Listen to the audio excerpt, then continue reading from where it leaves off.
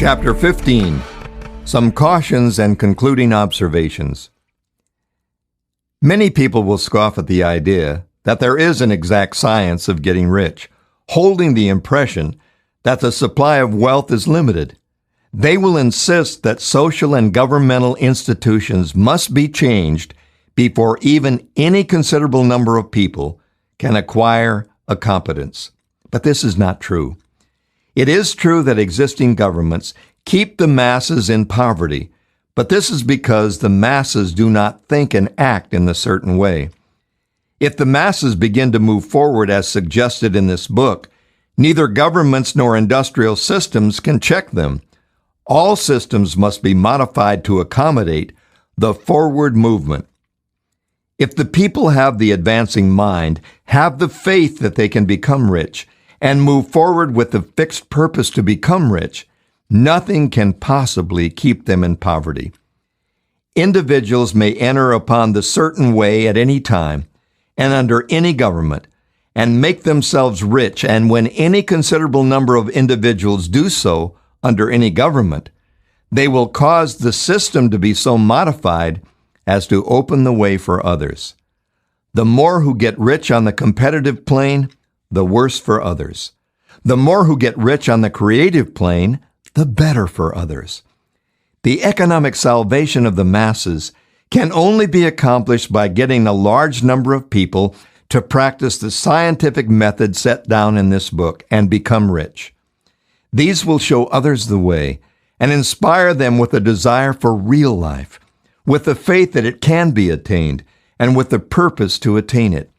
For the present, however, it is enough to know that neither the government under which you live, nor the capitalistic or competitive system of industry can keep you from getting rich. When you enter upon the creative plane of thought, you will rise above all those things and become a citizen of another kingdom.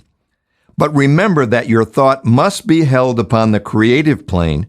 You are never for an instant to be betrayed into regarding the supply as limited or into acting on the moral level of competition. Whenever you do fall into the old ways of thought, correct yourself instantly, for when you are in the competitive mind, you have lost the cooperation of the mind of the whole. Do not spend any time in planning as to how you will meet possible emergencies in the future, except as the necessary policies may affect your actions today. You are concerned with doing today's work in a perfectly successful manner and not with emergencies which may arise tomorrow. You can attend to them as they come. Do not concern yourself with questions as to how you shall surmount obstacles which may loom upon your business horizon unless you can see plainly that your course must be altered today in order to avoid them. No matter how tremendous an obstruction may appear at a distance, you will find that if you go on in the certain way, it will disappear as you approach it, or that a way over, through, or around it will appear. No possible combination of circumstances can defeat a man or woman who is proceeding to get rich along strictly scientific lines. No man or woman who obeys the law can fail to get rich any more than one can multiply 2 by 2 and fail to get 4. Give no anxious thought to possible disasters, obstacles, panics, or unfavorable combinations of circumstances. It is time enough to meet such things when they present themselves before you in the immediate present, and you will find that every difficulty carries with it the wherewithal for its overcoming. Guard your speech. Never speak of yourself, your affairs, or of anything else in a discouraged or discouraging way. Never admit the possibility of failure, or speak in a way that infers failure as a possibility. Never speak of the times as being hard, or of business conditions as being doubtful.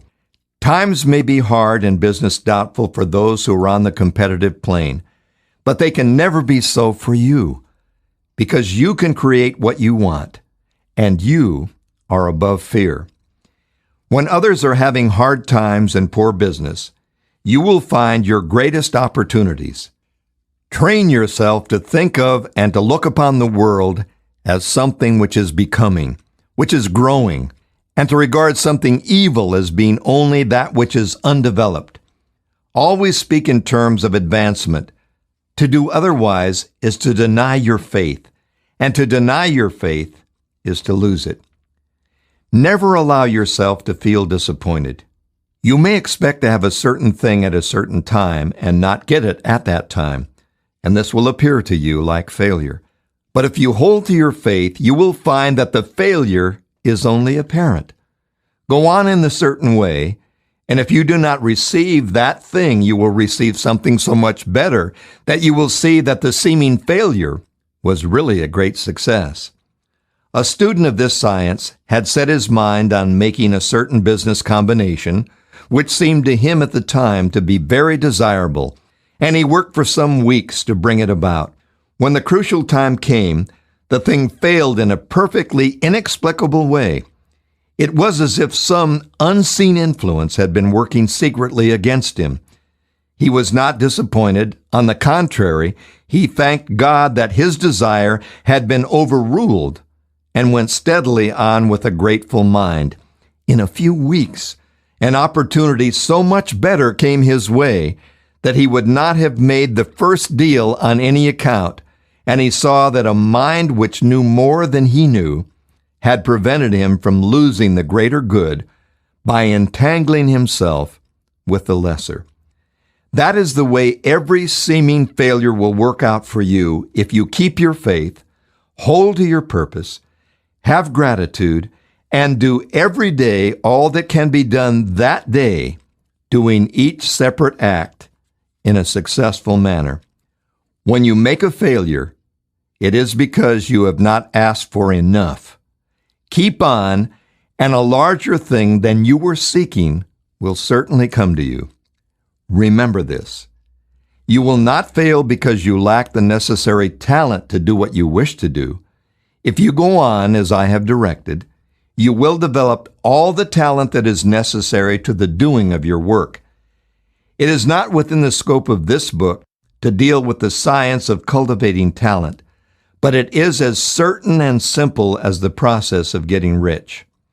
However, do not hesitate or waver for fear that when you come to any certain place, you will fail for lack of ability. Keep right on. And when you come to that place, the ability will be furnished to you. The same source of ability which enabled the untaught Lincoln to do the greatest work in government ever accomplished by a single man is open to you. And you may draw upon all the mind there is for wisdom to use in meeting the responsibilities which are laid upon you. Go in full faith. Study this book. Make it your constant companion until you've mastered all the ideas contained in it. While you are getting firmly established in this faith, you will do well to give up most recreations and pleasure and to stay away from places where ideas conflicting with these are advanced in lectures or sermons. Do not read pessimistic or conflicting literature or get into arguments upon the matter.